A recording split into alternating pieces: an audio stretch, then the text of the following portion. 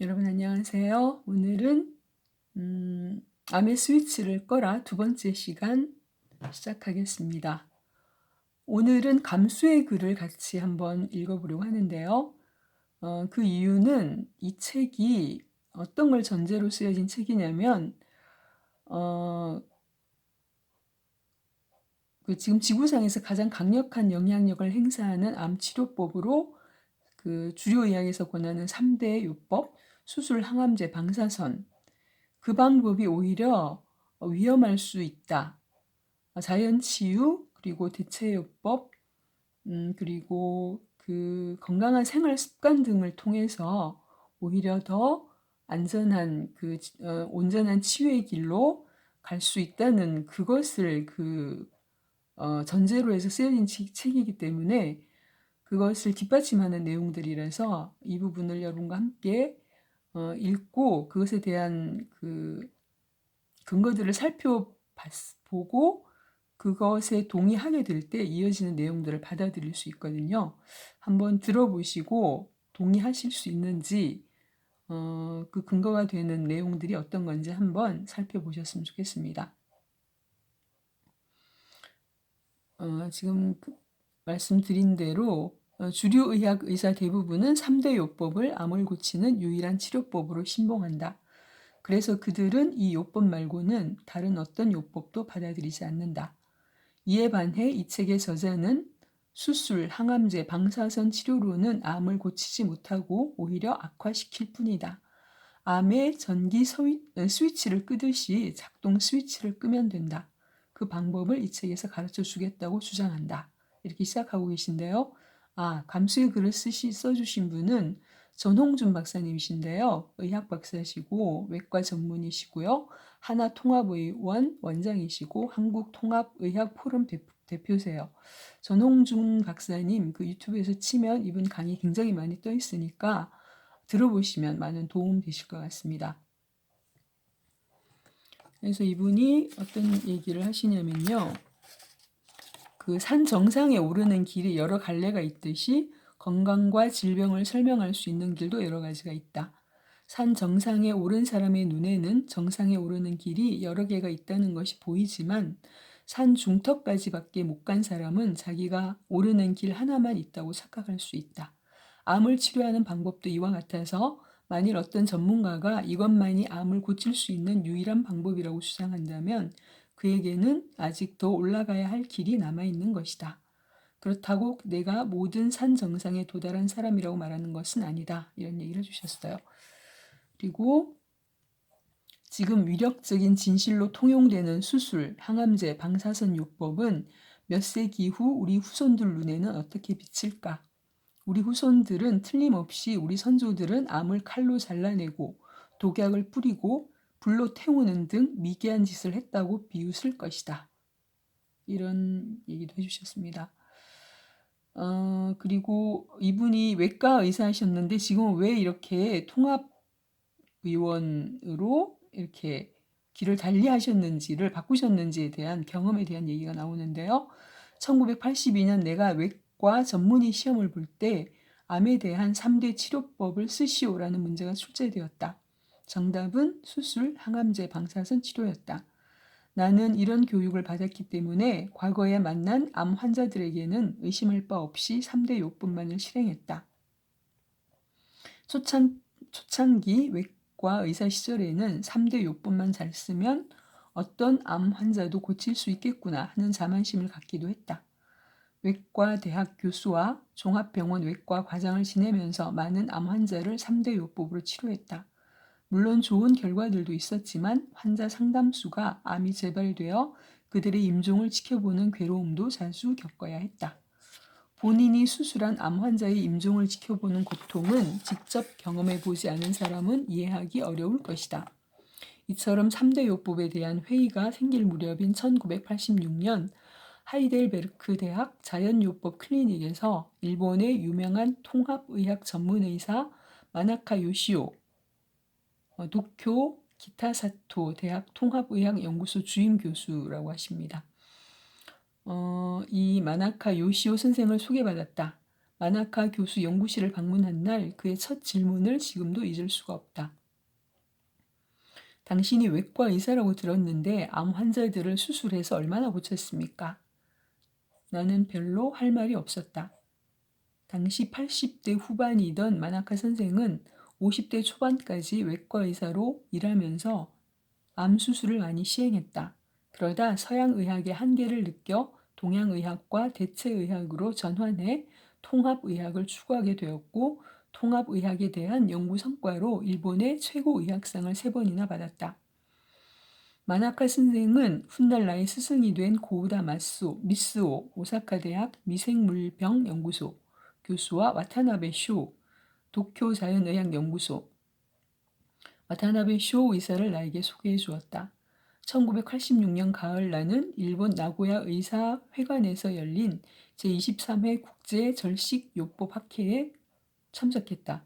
그곳에서 유방암과 후두암을 3대 요법으로 치료받은 후 전이 재발된 2명의 말기암 환자가 고우다 교수의 생체식과 자연요법으로 완치된 사례, 두 환자의 증언과 경과 보고를 접하고 나서 나는 크게 충격을 받았다. 당시 현대의 서양의학으로는 어쩔 수 없던 두 환자를 완치시킨 치료법은 이 책에서 저자가 소개하는 말기암 환자 치료법과 아주 유사한 것들로 해독요법, 생체식, 영양요법, 산소요법, 운동요법, 심신의학 등이었다. 내가 이 책의 암 치료법의 많은 부분을 신뢰하게 된 이유는 이와 같은 나의 과거 경험과 관련이 있다. 1987년 봄 나의 클리닉에서도 현대의학이 포기한 2명의 중환자가 좋아지는 극적인 일이 일어났다. 한국에서 제일 가는 대학병원에서 치료 불가능이라는 진단을 받고 절망에 빠져있던 60대 간암 환자와 40대 심장병 환자가 비슷한 시기에 찾아왔다. 이 두 환자는 내가 배운 서양의학 의술로는 회복될 가능성이 거의 없는 상태였다. 일본의 두 의사로부터 배운 대체 자연요법으로 치료했는데 약 6개월 후 두 사람의 병증은 모두 사라져버렸다. 놀라운 일이었다. 왜 좋아졌는지 나도 알 수 없었다. 죽음의 문턱까지 갔던 두 중환자가 회복되는 놀라운 치유가 계기가 되어 수많은 난치병 환자들, 특히 암 환자들이 나의 클리닉에 찾아왔다.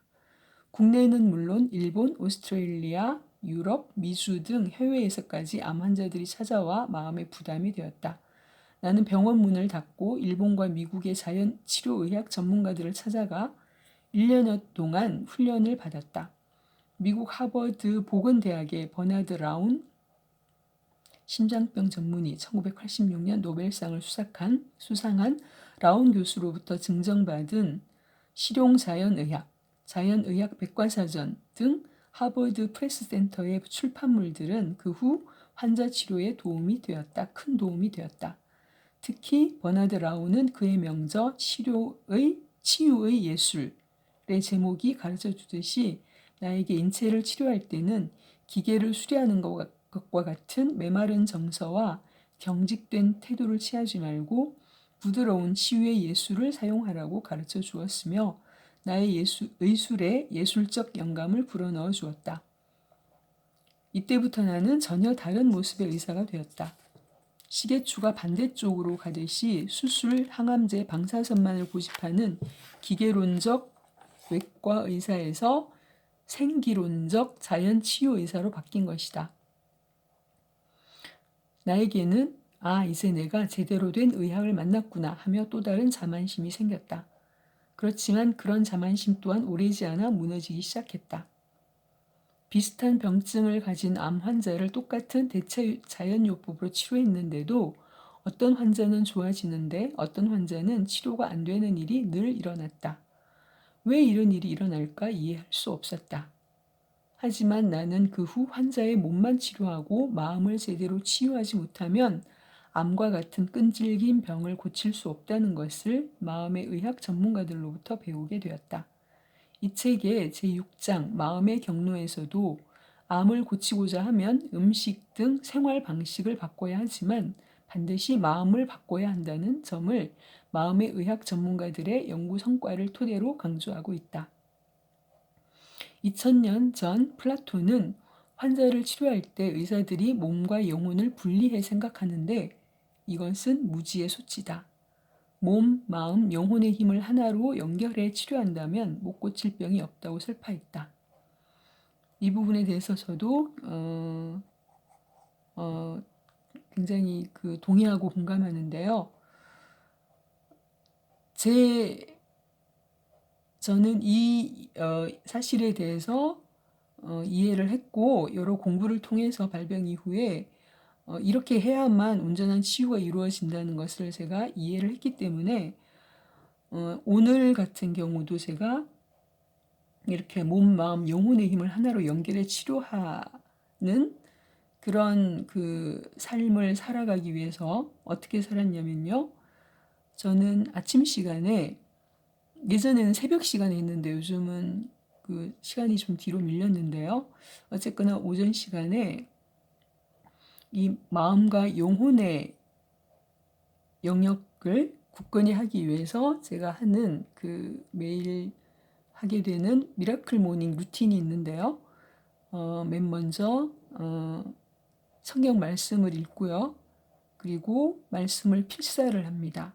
필사하면서 그 말씀 하나하나를 제 마음속으로 마음으로 받아들이기 위한 그런 노력을 하고요. 그렇게 할 때 제가 믿는 하나님과 제가 연결되는 그런 것들을 느낌으로 해서 굉장히 마음의 평화를 얻을 수 있거든요. 그리고 말씀을 필사한 후에는 매일 소망 화건문이 제 나름대로 가지고 있는 소망 화건문이 있는데 그 소망 화건문을 큰 소리로 읽습니다. 하나하나 마음에 새기면서요. 나중에 내용을 언젠가 소개할 날이 있을 텐데요. 그런 다음에 감사일기를 씁니다. 늘 감사라는 데에 삶의 주파수를 맞추어 가기 때문에 부정이나 감사와 반대되는 어떤 주파수들이 제 삶을 관통할 수 없게 되는 그런 장치예요. 그래서 마음으로 쓰는 감사일기를 쓴 후에 매일 책을 읽습니다. 여러 종류의 책을 저는 이렇게 같이 오늘은 이 책 읽고 내일은 저 책 읽고 돌아가면서 읽고요.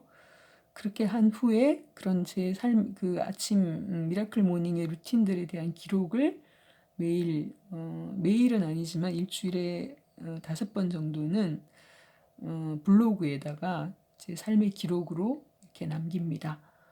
그렇게 했을 때 제 마음과 영혼의 영역에 평안함과 굳건함, 제가 믿는 신을 향한 믿음, 이런 것들이 굳건하게 제 마음을 지켜주고요. 그리고 이제 몸의 건강을 위해서는 좀 전에도 제가 앞산을 올랐다고 했는데요. 햇살도 너무 눈부셨고 오늘은 공기도 너무 맑아서 너무너무 그 자체가 힐링이었습니다. 그렇게 햇살을 또 일부러 마음껏 이렇게 쬐고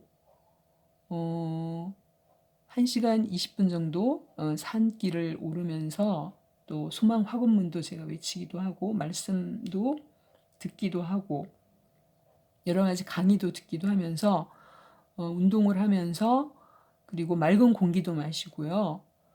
이렇게 몸의 건강 그리고 현미 채식 위주의 건강식을 먹고 그리고 일찍 자려는 노력을 하는 거는 이 몸과 마음을 함께 같이 굳건하게 할 수 있는 그런 노력들이 될 수 있을 텐데요. 이렇게 저는 몸만 건강하게 하는 그런 노력들만으로는 저는 제가 누리고 있는 지금의 이 상태를 누릴 수가 없어요. 말씀드린 대로 제가 아침에 미라클 모닝을 통해서 제 마음과 영혼의 힘을 굳건하게 하는 그런 영역을 함께 같이 갈 때에 저는 지금의 이 감사를 온전히 누리고 건강한 상태를 누리고 있다고 저는 믿습니다. 그래서 저는 이 표현에 굉장히 공감을 하고 앞으로도 계속 이렇게 제가 살아야지 지금의 이 상태가 유지될 수 있다는 걸 알기 때문에 주류의학에서 권하는 수술, 방사선, 항암요법을 통해서 일시적으로 어떤 암이라는 질병이 치료가 되는 그런 좋은 결과에 이른다고 해도 이렇게 몸과 마음, 영혼의 힘을 하나로 연결해 치료하는 이런 좋은 습관들을 계속 유지해 가지 않으면 그것이 유지될 수 없다는 건 저는 너무 잘 이해하고 있거든요. 그런 얘기들에 대한 얘기가 지금 이어지고 있어서 계속 읽어보겠습니다. 조선 세조 때 간행된 팔의론에서도 약만 쓰기를 좋아하는 약의보다는 음식의 섭생으로 병을 고치는 식의를, 그보다는 마음을 고쳐 병을 치유하는 심의를 가장 높이 평가하고 있다. 암 환자의 몸, 마음, 영성 전체를 치료하는 일은 암만 치료하는 것이 아니라 암을 가진 인간 전체를 치료하는 개념이다. 이는 암세포를 공격하거나 파괴하는 전략이 아니라 암을 생성하는 인체의 환경을 암이 생길 수 없는 환경으로 근본적으로 바꾸는 것이다. 이 일을 평생의 습관으로 실천하면 암이 다시는 생성되지 않는 환경이 될 것이다. 지금 치료 중인 암 환자가 재발과 전이를 예방할 수 있는 최선의 방법이 바로 이것이다. 암 환자의 가족이 암을 예방하는 최선의 방법 또한 이것이다. 암에 대한 최고의 치료법은 예방이다. 이런 방법이 어떻게 암을 낫게 하고 전이와 재발 방지 및 암 예방에 효능을 발휘하는가를 이해하려면 자연의 현상과 문명의 역사를 잘 살펴보아야 한다. 그러면서 이제 조류 독감 때 얘기가 예로 들려주시는데요. 조류 독감 파동이 한창일 때도 산에 풀어놓고 자연 사육법으로 기른 닭들은 한 마리도 조류 독감에 걸리지 않았다. 이런 닭에게 조류 독감 바이러스를 일부러 감염시켜도 발병되지 않았다는 실험도 있다. 자연 속의 가축이나 야생동물은 병에 강한데 우리에 갇혀있는 가축들은 왜 병에 취약할까? 야생동물들은 땅과 접촉하고 햇볕을 쬐이며 피부 호흡을 충분히 한다. 자연에서 먹이를 구하고 밤에는 충분히 휴식을 취하며 낮에는 자유롭게 활동하고 스트레스가 적다. 반면에 우리에 갇혀있는 가축들은 땅과 햇볕으로부터 오는 생명력이 차단되고 밀집된 공간에 살고 있어서 피부 호흡이 안 되며 밤에는 불이 켜져 있어 숙면을 취하지 못하고 사료를 먹는다. 특히 화학적 합성 사료를 먹고 콘크리트 공간에 갇혀 스트레스가 많다. 이런 사육 환경과 사육 방식이 가축들의 내장과 피를 오염시켜 면역 체계가 붕괴되고 병이 만연하는 배경이 된다. 반자연적이고 반생태적인 사육 환경과 사육 방식을 바꾸지 않는다면 구제역이나 조류 독감 등 집단적인 재앙은 계속될 수밖에 없다.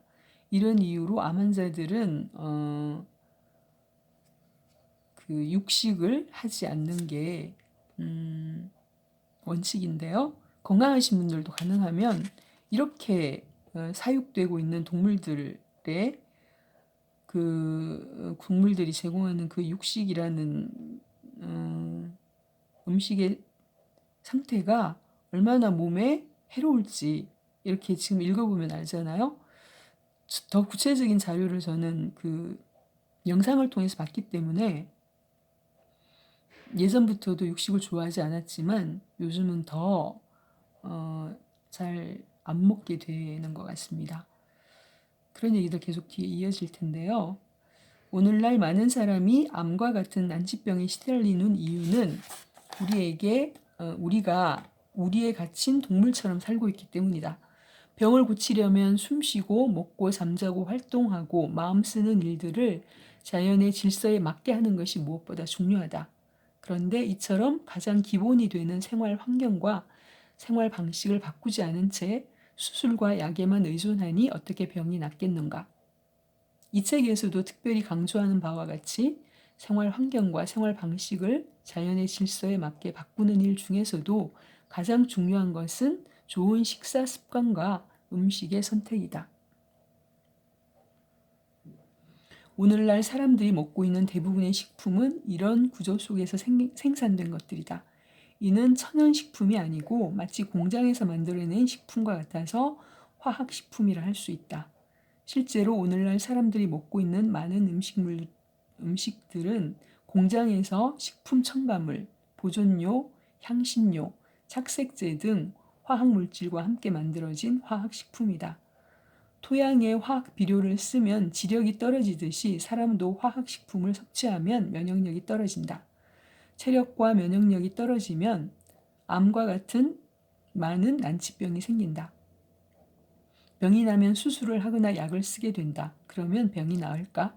수술을 하고 약을 아무리 많이 써도 병이 근본적으로 낫지 않는 이유는 농약을 아무리 많이 뿌려도 농작물의 병충해가 근절되지 않는 이치와 같다.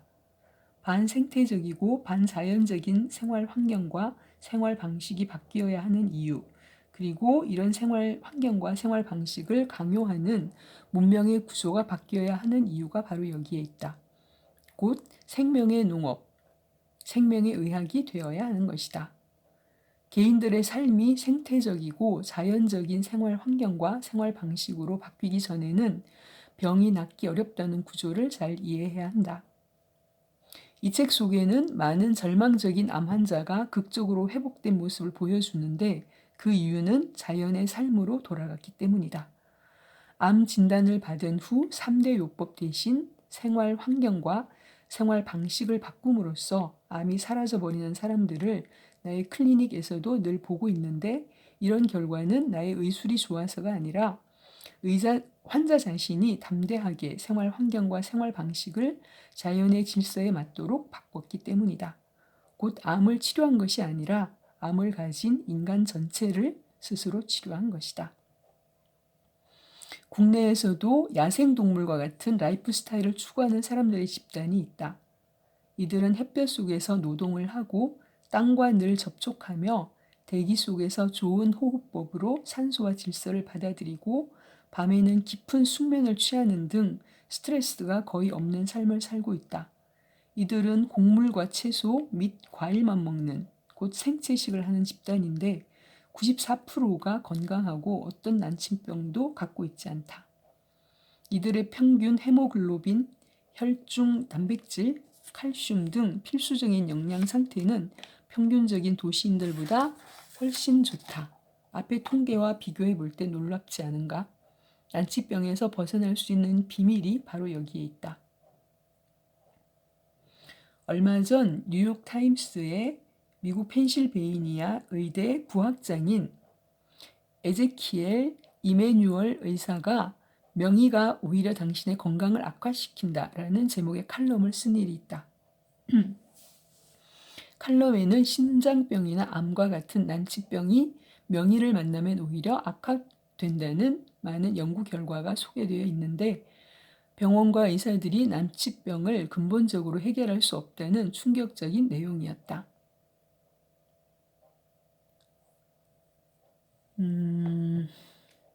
너무 길어서 뒤로 좀 넘어가 보겠습니다. 21세기 들어서면서 굶주림보다는 과식으로, 전염병보다는 만성질환으로, 전쟁이나 재난보다는 자살로 인한 사망자 수가 더 많아진 문명사적 전환의 특징을 보여주고 있다. 20세기 이전 결핵의 원인은 굶주림에 의한 영양 결핍이었다. 그런데 과학기술 발전으로 영양 상태가 개선되면서 결핵이 급속도로 감소하게 된 것이다. 20세기 중반 이후 굶주림이 원인이 된 결핵은 줄고 암 환자가 급증하게 된 것은 거의 틀림없이 과식, 그것도 화학물질로 오염된 음식의 과식과 환경 오염이 결정적 원인임을 쉽게 짐작할 수 있다. 이 책의 저자는 전기 스위치를 끄듯이 암 생성 스위치를 쉽게 끌 수 있다고 말한다. 이는 바로 암 발병이 아주 적던 20세기 초의 전통적인 식생활, 화학물질 오염이 적던 전통적인 생활 환경과 생활 방식으로 돌아가면 암이 저절로 사라진다는 것을 뜻한다. 즉, 암은 반자연적인 문명병이기에 환경과 삶의 방식을 고치면 쉽게 낫는다는 말이다. 저자는 3명 중 1명이 암에 걸리고 4명 중 1명이 암으로 사망하는 지금 같은 암 대란 시대의 근본 원인이 어두운 문명에서 비롯된 반자연적인 생활 환경, 생활 방식, 생활 습관인데도 이것은 고치지 않고 3대 요법만을 고집하는 암 산업과 이에 편승하는 주류 의학을 격렬하게 비판하고 있다. 그래서 저는 요즘 부충제로 인해서 유튜브를 통해서 많은 개인들이 개인적인 경험들을 올리시는 분들이 굉장히 많으신데 완전히 치료되신 분들 많으세요. 그런 분들이 이 사실을 좀이 아니라 반드시 아셨으면 좋겠어요. 나았다고 해서 이제 난 다 나았으니까 예전과 같이 살면 된다고 생각하시면 정말 안 되시거든요. 계속 그 암을 불러들였던 그 생활 방식, 반자연적인 문명병을 불러들이는 그런 생활 방식들을 버리고 자연적인 생활 습관들로 그리고 창조주가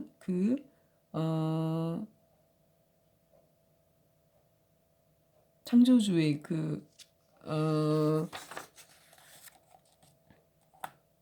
갑자기 그 표현이 생각이 안 납니다.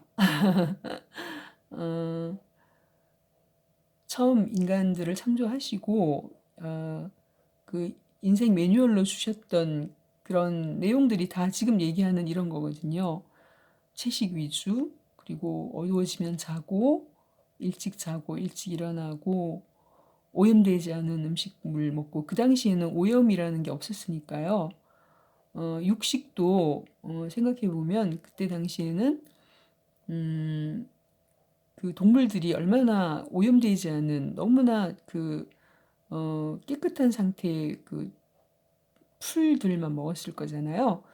그런 먹이를 먹고 자란 동물들을 또 육식을 통해서 먹게 되는 건 문제가 별로 없겠죠. 그런데 지금은 너무나 오염된 앞에서 읽어드린 그런 환경에서 자라는 사육되는 동물들이기 때문에 그때랑은 비교될 수가 없죠. 그래서 다 나으신 분들이 정말 이 사실을 잘 이해를 하시고 계속 그 건강한 상태를 유지할 수 있는 습관을 지켜가시는 거 정말 저는 중요하다고 생각합니다. 지난 30년 동안 많은 암 환자를 보살펴 온 경험에 비추어 볼 때 나는 이 책의 내용들을 다음과 같이 활용해 보도록 권하고 싶다. 지금 암이 의심되어 검사 중인 사람이라면 진단 결과를 기다리는 동안이라도 이 책의 내용을 바로 실천해 보라고 권하고 싶다. 나는 암 진단을 받은 환자가 3대 요법을 계획하고 있더라도 잠깐 미루고 3개월에서 6개월 동안 이 책의 내용과 유사한 생활 요법을 먼저 실천해 보라고 권유하고 있다. 암은 급성병이 아니라 만성질환이고 국소병이 아니라 전신질환이기에 암을 생성하는 체내 환경을 바꿔주는 일이 무엇보다도 시급하고 중요하기 때문이다. 이 3개월에서 6개월 동안 암이 사라져버린 환자의 경우도 흔히 있었다. 암이 사라지지 않더라도 지침을 제대로 실천하기만 한다면 이 기간에 암이 더 악화되거나 진행되지 않을 뿐만 아니라 그 후 주류의학의 3대 치료를 병행할 경우 그 치료 성과가 암 진단 직후 바로 3대 치료를 시행하는 경우보다 더 좋다는 것을 발견했다. 지금 병원에서 3대 치료를 받는 중이거나 이미 치료가 끝난 환자라 하더라도 이 책의 내용과 같은 생활 방식, 습관을 평생 실천하라고 권하고 싶다. 그렇게만 한다면 암의 전이나 재발 가능성이 현저히 줄어들 것이라고 나는 확신한다. 이 책에서 제시하는 방법, 영양요법, 해독요법은 참으로 효과적인 생활요법이다. 여기에 대기요법, 커피 관장, 간청소, 신념요법 등을 추가한다면 그 효과가 더 증강된다는 것을 그동안 나의 클리닉 환자들을 통해 발견했다. 나의 병원에서 시행하는 암 치료 방법과 치료 사례에 대한 구체적인 내용은 졸져 비우고 낮추면 반드시 낫는다를 참고해 주기 바란다. 인체의 저체온과 저산소 환경에서는 정상 세포가 생존할 수 없기 때문에 이 춥고 배고픈 환경에서 세포가 살아남으려고 불가피하게 암세포로 변할 수밖에 없다는 이른바 암성선설을 주장하는 면역학자도 많이 있다. 암 환자가 지금 어떤 치료를 받고 있더라도 몸을 따뜻하게 해주고 물리적으로는 온열요법, 마음으로는 암세포에 대한 두려움과 적대감을 내려놓고 따뜻하게 보살펴주는 자비심, 몸의 세포들에게 많은 좋은 먹이를 주는, 물리적으로는 산소 공급, 마음으로는 사랑과 감사함을 전해주는, 곧 갈등을 넘어 조화로, 적대적 대립을 넘어 용서와 자비심으로 암세포를 대할 때 기적 같은 치유가 일어날 것이라고 믿는다. 삶의 문명을 어두운 데서 밝은 쪽으로 바꾸면 암을 생성하던 환경 역시 변화하므로 건강한 세포는 더 건강해지고 암세포는 저절로 사라질 것이기 때문이다. 지금 읽어드린 이 부분에 대해서 저는 전홍준 박사님의 그 유튜브 강의를 여러 번 들었는데요. 그분은 뭐라고 비유를 하시냐면요. 암을 불러들인 그 각 개인들을 이분은 그 집안 살림을 잘못한 가장으로 비유를 하세요. 그래서 겨울에 추우면 따뜻한 그 땔감도 가장이 공급을 해서 온 식구가 따뜻하게 잘 있게 해주고 또 먹을 것이 떨어지면 또 식량을 공급해서 먹게 해주고 이런 그 가족들의 필요들을 가장으로서 잘 이렇게 공급해주지 못한 그런 살림을 못한 그런 가장으로 비유를 하시면서 뭐라고 하시냐면요. 그렇게 해서 춥고 배고프고 정서적으로 너무나 안정되지 못한 상태에서 가출해버린 그런 자식들을 암세포로 비유를 하세요. 그래서 그 암세포들에게 가장으로서 즉 그 암이라는 질병을 불러들인 각 개개인은 암세포들을 대할 때 정말 내가 살림을 잘못해서 집을 뛰쳐나가게 만든 자식들을 대하는 것처럼 미안한 마음으로 그리고 따뜻한 마음으로 품어주는 게 정말 중요하다는 얘기를 하시거든요. 저는 그 얘기에 너무 공감하거든요. 저 다른 곳에서도 제가 그런 강의들을 들었기 때문에 암세포는 그 내가 잘못 살아서 내 안에 있던 정상세포들이 변질된 거고 그 모든 세포들 안에 있는 유전자가 변질된 상태가 암이라는 상태라는 걸 제가 공부를 통해서 배웠는데 그렇게 만든 건 저 자신이거든요. 제가 잘못 살아서 그렇게 변질되게 만들었기 때문에 저는 또 어떤 의식을 매일 하고 있냐면요. 예전에도 말씀을 드렸는데 저는 샤워할 때 저녁마다 이제 그 샤워할 때 따뜻한 물로 수술 부위